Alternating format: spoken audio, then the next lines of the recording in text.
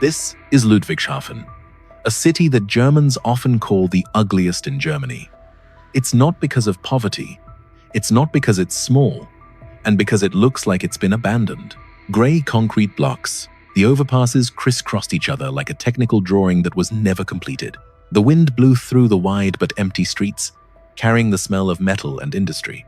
I didn't come here to take pictures, can't find a good angle, couldn't find anything to put on a postcard. I'm here to live like a local for 48 hours, riding with them on the bus during rush hour, eating at restaurants not listed on Google Maps, sleeping in a room that no one would call an experience. And very quickly, I realized Ludwigshafen isn't trying to impress anyone. It only does one thing: keep running. So, when a city only knows how to function, are the people living there still alive? When you hear the phrase ugliest city in Germany, you're likely to imagine poverty, instability, or frightening statistics. But Ludwigshafen doesn't fit into any of those familiar boxes. It's not the poorest city, not the most dangerous place, not a hotbed of sensationalism or crisis. And that's precisely why Ludwigshafen's ugly nickname is worth mentioning. There are no postcards here. There's no shot of a lifetime. No neighborhood is designed for you to stay longer than a few minutes. This city doesn't try to make you like it, nor does it apologize for that. It exists as a machine, not a stage. The post-war concrete blocks stood close together, square and practical. The highway cuts straight through the residential area like a visible stitch. The social housing is old and worn, the paint faded, not because it's abandoned, but because it's been in use for too long. This is the architecture of a time when it was believed that function was more important than emotion. An older man I met said, "Ludwigshafen was built for work, not for sightseeing." That statement sounds like a joke, but it explains a lot. The title of ugliest city doesn't come from a sudden decline. It comes from the accumulation of rational decisions at each moment, but lacks a vision for long-term living. Ludwigshafen is the result of doing the right thing for 40 years, without anyone asking, what then? For those who lived through the industrialization of Europe, this feeling is very familiar. Cities built for production, for operation, to feed an entire region, only to wake up one day and realize they are no longer required to be beautiful. Someone told me, "We don't need the city to be beautiful, we need it to work." And Ludwigshafen is up and running. Very good, for a very long time. So the question isn't, why is Ludwigshafen ugly? But rather, who benefited from it not needing to be beautiful? If you find this question thought-provoking, consider subscribing to the channel. Not to find a simple answer, but to continue delving deeper into the cities that work quietly for Europe. Because to understand why Ludwigshafen looks the way it does, we need to take another step to live with it like a local, in the daily rhythm, where everything isn't airbrushed. I decided to live like a local in Ludwigshafen. No hotel. The city center is not pleasant, a modest room near the bus stop, where mornings begin with the sound of engines and end with the cold glow of neon lights. My first day was nothing special, and that's what's truly remarkable. In the morning, I walked to the supermarket near my house. It's not the kind of supermarket you go to for a visit, but rather a place people stop by quickly after an early shift. The shelves are fully stocked. The prices are not cheap, but they are not too expensive either. Everything is just enough, just like this city. Neither inviting nor rejecting. On the way, I realized something. Few people look up. It's not because they're sad, but because they know where they're going. Ludwigshafen is not a place for a leisurely stroll. It's a place to get things done. This city has the rhythm of a factory, even, precise, and without an audience. At noon, I ate at a small restaurant near the industrial area. No elaborate menu, no background music. It's just a hot, quick, and energy-sufficient meal. A man at the next table said half-jokingly, "Here, you eat to work, not to take pictures." I laughed, but that saying stuck with me all day. In the afternoon, I took the bus like everyone else. No one speaks loudly, no expensive headphones, no rush. It's just quiet acceptance that this is where you live, not where you dream. An elderly woman I met at the bus station said, This city doesn't give you much, but it doesn't take too much from you either. That's how Ludwigshafen keeps people from leaving. Not as beautiful, but with just enough stability. As night falls, the city quickly slows down. Few shops are open late, little light. Ludwigshafen went to bed early, like an old worker who knew there was still an early shift tomorrow. Not sad, not happy. Just keep going. There's a very gentle kind of irony here. A city that once fed the entire region is now no longer asked if it's happy. It's still working. And that was enough, at least. On paper, the question I started asking myself wasn't, do I like living here? But rather, how many European cities are living this way, only with better decorations? After 48 hours of living like a local, I began to realize Ludwigshafen is not just an ugly city. It's the result of very rational decisions, repeated for too long. And that's when we have to look directly at the next question. Who designed this city to be this way, and for what purpose? If you find these everyday observations familiar or worth thinking about, consider subscribing to the channel, not to hear quick judgments, but to delve into places Europe rarely tells about itself. In Ludwigshafen, you don't need a map to know where the city center is. You just need to follow the chimneys. BASF is not located within the city. It's a city. This chemical complex is larger than 10 square kilometers. To put it into perspective, it's the size of Monaco. Every year, over 8,000 products leave this place. Plastics, fertilizers, paints, materials for electric vehicles. Simply put, a lot of things in our modern lives started in Ludwigshafen, and that explains why this city exists. BASF provides stable employment, long-term contracts, families that have survived for many generations. At the pub last night, a man said to me very calmly, "This factory feeds the whole city."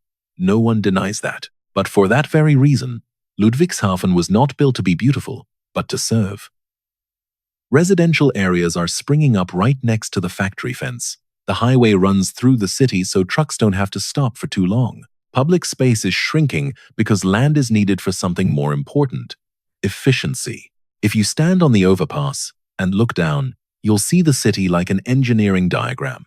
Straight, rigid, with no room for spontaneity. Like an assembly line, where humans are a part that needs to function steadily no more. A woman who lives near the factory told me, "We're used to that smell. It's only when there's no smell that it feels strange." That saying stayed with me longer than I thought. For decades, BASF was one of the region's largest sources of pollution. Today, everything is better controlled, cleaner, and more efficient. But the mark remains, not just in the air, but in how the city is organized. Ludwigshafen developed around industry, not alongside it. And when you do that long enough, you'll have a city that's very good at producing, but doesn't know what to do with itself when the assembly line stops. In Europe, we are often proud of our social industrial model. Job, social security, stable. But rarely do we talk about the accompanying bill. The cities that accept sacrificing beauty, space, and sometimes even spirit, so that the rest can live more comfortably. Ludwigshafen is not in revolt. It doesn't demand to be loved. It just stood there, playing its part. Perhaps that's the most ironic thing. If you find this story worth delving deeper into, please subscribe to the channel. It's not about taking sides, but about leaving room for difficult, yet necessary conversations. Because when a city is built for industry for too long, the next question is no longer how much it can produce, but rather, are the people in it still considered central? Ludwigshafen wasn't always like this. But most of what you're seeing today started at a very specific point. After the war, during World War II, Ludwigshafen was heavily destroyed. About 80% of the city center turned into rubble. Not just housing, but also memories, the rhythm of life, and streets that once had names and stories. When the war ended, the question wasn't what to build to make it beautiful. The question is, what to build quickly? Europe at that time needed housing, jobs, and cars that could run on the roads.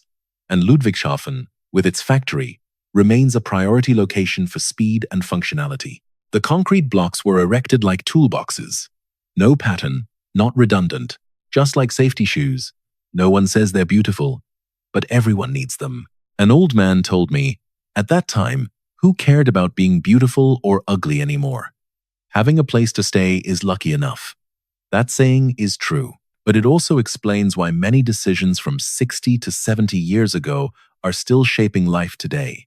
The city is designed for cars. The highway goes through a residential area. The overpass obscures the sky. The square is large, but empty, because you have to walk too far to get there. If you look at Ludwigshafen from above, you'll see a very straightforward map. There are no roads that curve because of history. There are no natural street corners, only straight lines, intersecting like a technical drawing. The problem isn't that those decisions were wrong. The problem is, there's no turning back. A city built for cars is very difficult to transform into a city for people. A city accustomed to moving fast is not good at stopping. At the morning coffee shop, a woman told me, "There's no place to sit and relax here. There's only room to pass." That sentence sounded small, but it was heavy. Because it accurately describes the overall feeling of Ludwigshafen, a place designed for no one to stay too long. We often talk about the successful reconstruction of post-war Europe, regarding growth, regarding stability, regarding order. But rarely do we ask, how does that city feel to live in? Ludwigshafen did not rebel against old decisions. It lived among them like someone carrying an old wound, no longer painful, but never fully healed. Perhaps, if you look closely, Ludwigshafen isn't such a bad city. It's a city that was never designed to be loved. A city that completed its historical mission very early and then became trapped by its own efficiency. If you feel stories like this are worth continuing to be told, please subscribe to the channel. Not to find pleasant answers, but to keep the difficult questions together before they are overlooked. Because when a city has been built for war and industry, the next question is no longer who built it, but rather, who is living with those decisions every day? And to answer that question, we need to listen to those who have stayed. In Ludwigshafen, if you want to hear something real, don't ask big questions. Let them talk when there's no need to answer. In the morning, in front of a small coffee shop that has been around longer than its sign, a retired man stood leaning against the wall. He looked at the traffic passing over the overpass and said, as if reminding himself, "It's not beautiful, but it's home. There is no justification. There's no bitterness. It's just a saying that's been repeated enough to become a personal truth." Inside the Kwan, the owner slowly wipes the glasses. He said that in the past, customers were packed in all afternoon. Now, come and go quickly. I have a job, but no future. That sentence fell onto the table like an old coin, not with a loud clatter, but with a heavy thud. In another part of the city, a young person is waiting for the bus.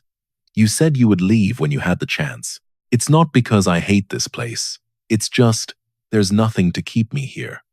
That phrase sounds familiar. So familiar, it's unsettling.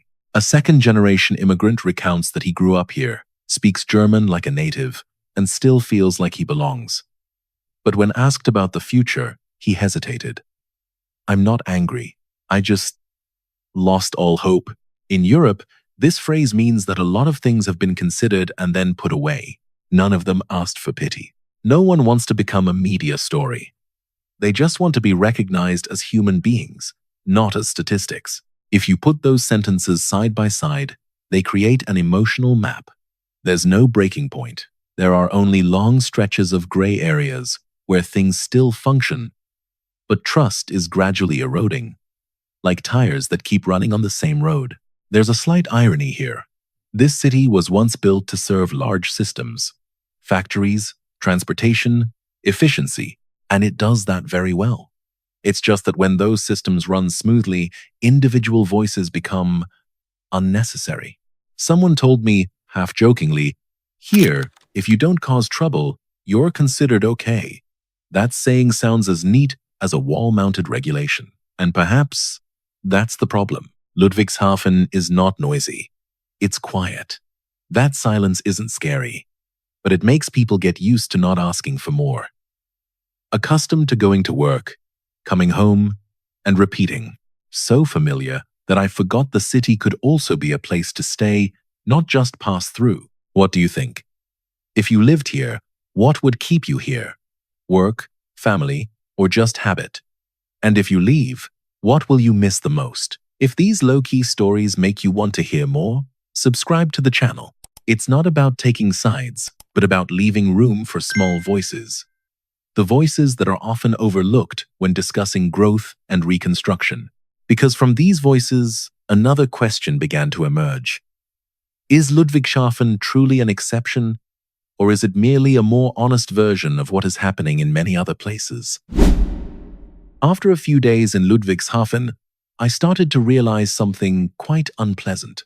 This city doesn't feel unfamiliar at all. If you've ever been through northern France, you'll see Charleroi. If you've ever visited southern Italy, you'll see Taranto. If you've ever lived in East Germany, you'll see different names. Not famous, not beautiful, but very familiar. Ludwigshafen is not an isolated case. It's a pattern. A city built to serve a very clear purpose: industry, jobs, efficiency. And when that goal is achieved, the city is not updated to a new role. In Europe, we have cities that are chosen to become iconic: Berlin, Paris, Amsterdam. They are invested in image, culture, and experience. They became posters hanging on the wall. And Ludwigshafen? If Berlin is the poster, then Ludwigshafen is the draft folded up and forgotten in a drawer. It's not because it's useless, and because it doesn't tell enough of a story. For decades, hundreds of post-industrial cities have played the same role. Enduring pollution in exchange for growth, enduring ugliness in exchange for convenience, and enduring silence to ensure the smooth operation of large systems. And when Europe began talking about a green future, livable cities, and sustainable transitions, places like Ludwigshafen suddenly became awkward, because you can't easily put a green sign on a city that was built for trucks, smokestacks, and night shifts. A resident told me, half jokingly, "They talk about the future, but we're still living in the past." That statement was not intended to criticize anyone. It simply describes a lag between beautiful ideas on paper and the reality of human life. There's one thing Europe rarely admits publicly. Not every city can become Berlin, and not every city wants that. But that doesn't mean they should be forgotten. Ludwigshafen poses a difficult question.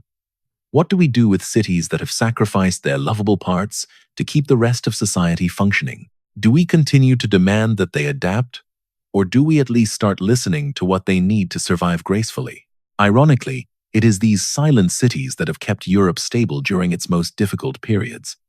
It's just that they weren't mentioned in the hopeful speeches.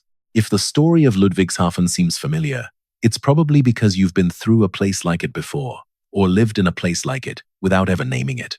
And then, looking at Ludwigshafen, the final question isn't, why did this city become like this? But rather, as a society, what are we expecting from places that have carried too much for us?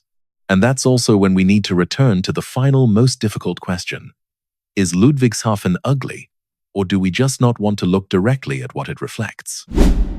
Ludwigshafen doesn't need to be loved. It just needs to be understood correctly. What you just saw is not a judgment on a city, nor is it praise for any system. This is just a snapshot, a personal experience over 48 hours, and stories heard directly from those who are still there. Perhaps you agree. Perhaps you disagree. And perhaps both of those things are reasonable. If you've ever lived in or passed through a city similar to Ludwigshafen, please share your story in the comments section. What makes you stay? And what made you leave?